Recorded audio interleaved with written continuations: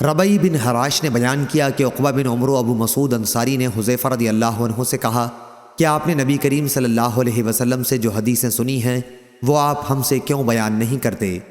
حذیفہ رضی اللہ عنہ نے بیان کیا کہ میں نے حضرت صلی اللہ علیہ وسلم کو یہ کہتے سنا تھا کہ ایک شخص کی موت کا وقت جب قریب ہوا اور وہ زندگی سے بالکل نا امید ہو گیا تو اپنے گھر والوں کو وصیت کی کہ جب میری موت ہو جائے تو پہلے میرے لیے بہت سی لکڑیاں جمع کرنا اور اس سے آگ جلانا، جب آگ میرے جسم کو خاکستر بنا چکے اور صرف ہڈیاں باقی رہ جائیں تو ہڈیوں کو پیس لینا، اور کسی سخت گرمی کے دن میں یا یوں فرمایا کہ سخت ہوا کے دن میں مجھ کو ہوا میں اڑا دینا۔